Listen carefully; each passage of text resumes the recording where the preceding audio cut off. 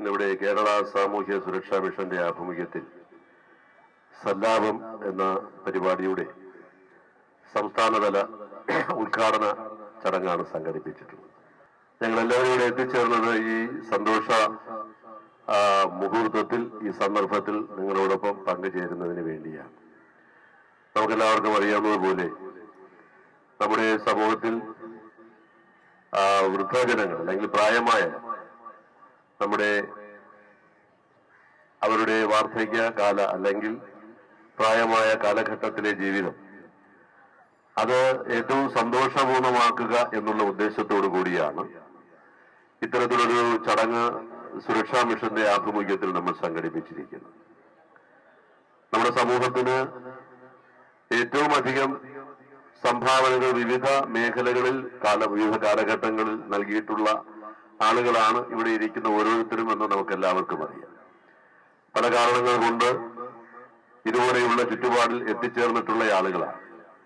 പക്ഷേ സാമൂഹിക പ്രതിബദ്ധതയോടുകൂടിയാണ് ഗവൺമെന്റ് ഇത്തരത്തിൽ അവരുടെ ക്ഷേമത്തിന്, അവരുടെ സന്തോഷത്തിന്, അവരുടെ ജീവിതം 4 ചുവരുകൾക്കുള്ളിൽ ഒതുക്കി നിർത്താതെ ഏറ്റവും സന്തോഷപൂർണമായ ജീവിതം അവർക്ക് നൽകുന്നതിലേക്ക് വേണ്ടിയുള്ള പദ്ധതി ആവിഷ്കരിച്ചിരിക്കുന്നത്.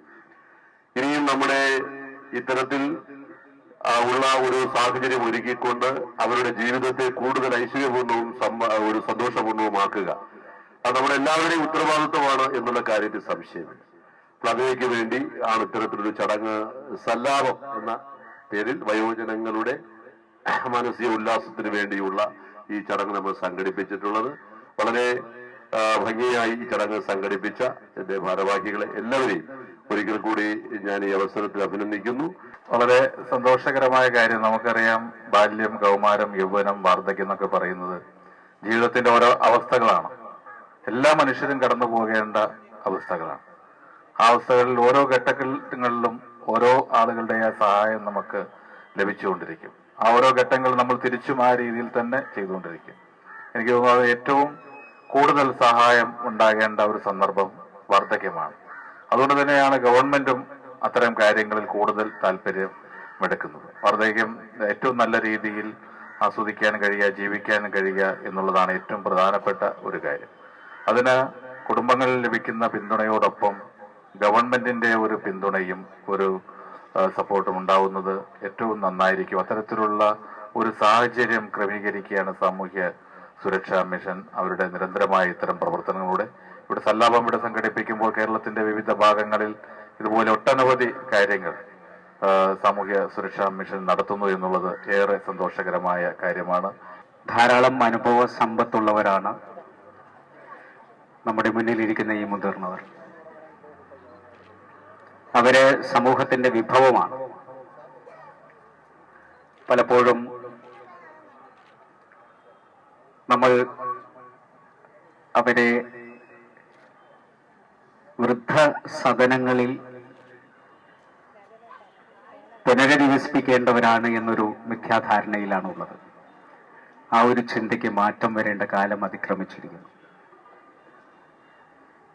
നമ്മുടെ സമൂഹത്തിൽ 11% വരുന്നവർ മുതിർന്നവരാണ്. ഇന്ത്യയിൽ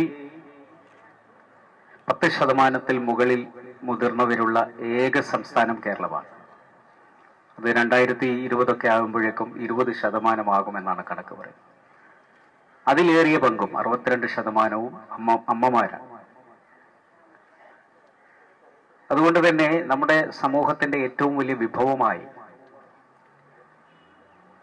മനുഷ്യവിഭവമായി അവരെ എങ്ങനെ പ്രയോജനപ്പെടുത്താൻ സാധിക്കുമെന്നാണ് ഇപ്പൊ സാമൂഹ്യ സുരക്ഷാ മിഷൻ അല്ലെങ്കിൽ സാമൂഹ്യ ക്ഷേമ വകുപ്പ് തന്നെ ചിന്തിച്ചുകൊണ്ടിരിക്കുന്നത്.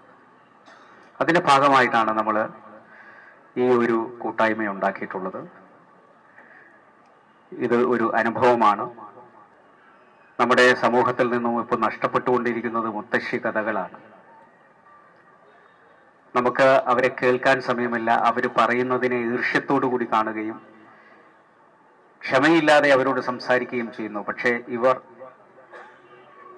ക്ഷമാപൂർവം നമ്മുടെ കുഞ്ഞുനാളിൽ നമ്മൾ വളർത്തി ഈ ഒരവസ്ഥയിൽ എത്തിച്ചു എന്ന് നമുക്ക് ചിന്തിക്കാൻ പറ്റുന്നില്ല. എന്ന് മാത്രമല്ല, നാളെ മറ്റൊരു തലമുറ നമ്മളോടും ഇതേപോലെ ഈർഷ്യത്തോട് പെരുമാറാൻ തുടങ്ങിയാൽ ഉണ്ടാകുന്ന നമ്മുടെ മാനസികാവസ്ഥ എന്താണ് എന്നുള്ളതിനെ കുറിച്ചും കൂടി ഓർക്കുമ്പോൾ മാത്രമാണ്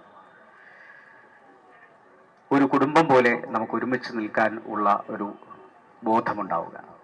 അതിന് സഹായിക്കുന്ന രീതിയിലേക്ക് ഈ പരിപാടി മാറും എന്ന വിശ്വാസത്തിൽ ഇവിടെ ഇതിനെ ആശീർവദിക്കുന്നതിന് വേണ്ടി എത്തിയിട്ടുള്ള എല്ലാ നല്ലവരായ പ്രഗത്ഭരായ എല്ലാ വ്യക്തികളെയും എൻ്റെ കൃതജ്ഞത വ്യക്തിപരമായും സാമൂഹ്യ ക്ഷേമ വകുപ്പിന്റെ പേരിലും നേർന്നുകൊണ്ട് ഈ പരിപാടി ഉദ്ഘാടനം ചെയ്തതായി പ്രഖ്യാപിക്കുന്നു. നിങ്ങൾക്ക് എന്താണ് മനസ്സമാധാനക്കുറപ്പ്? ഒരു വീട്ടിൽ എയർ കണ്ടീഷന്റെ മുറിയിൽ വലിയ സഫർമഞ്ച കട്ടിലിൽ എല്ലാ സൗകര്യങ്ങളും കൂടി ഒരുമിച്ചിരിക്കുന്ന ഒറ്റയ്ക്കിരിക്കുന്ന കാര്യം ആലോചിക്കുക. വീട്ടിലുള്ള കുട്ടികൾ ഉൾപ്പെടെ ബാക്കി എല്ലാവർക്കും ജോലി ഉണ്ടാവുമല്ലോ. ഇത്രയും ആളുകൾ, ഒരു സഹോദരനോ ഒരു സഹോദരിയല്ല, നിറയെ സഹോദരന്മാര്, സഹോദരികള്, കൂട്ടുകാര് ഒരുമിച്ച് താമസിക്കാനുള്ള ഭാഗ്യം. മനുഷ്യൻ സാമൂഹ്യജീവിയാണ്. ഒറ്റയ്ക്കിരിക്കുന്ന വലിയ കഷ്ടമാണ്. ഏത് എയർ കണ്ടീഷൻ റൂമിലാണെങ്കിലും എന്തെല്ലാം സൗകര്യങ്ങളുണ്ടെങ്കിലും ഇത്രയും ആളുകൾ ഒരുമിച്ച് സഹോദരങ്ങളായി കിട്ടുക, അത് കഴിഞ്ഞ ജന്മം ചെയ്ത പുണ്യത്തിന്റെ ഫലമല്ലേ? ആ പുണ്യത്തിന് മുമ്പിൽ ഈശ്വരനോടും കൂടി നന്ദി പറഞ്ഞുകൊണ്ട് സന്തോഷമായിട്ട് കഴിഞ്ഞാൽ നിങ്ങൾക്കൊരു ദുഃഖവും ഉണ്ടാവില്ല. ഈശ്വരൻ നിങ്ങളെ അനുഗ്രഹിക്കട്ടെ. ഈ വരുന്ന വർഷം മാത്രമല്ല, എന്നും നിങ്ങൾ ജീവിച്ചിരിക്കുന്നിടത്തോളം കാലം എല്ലാവരും എന്നുവരെ ജീവിക്കണമെന്ന് ആഗ്രഹിക്കുമോ അതുവരെ ജീവിക്കാൻ ഈശ്വരൻ അവസരം ഉണ്ടാക്കട്ടെ. നിങ്ങൾക്ക് എല്ലാ നന്മകളും എന്നേക്കും സംഭവിക്കട്ടെ എന്ന് പ്രാർത്ഥിച്ചുകൊണ്ട് എന്റെ വാക്കുകൾ ചുരുക്കുന്നു. നന്ദി.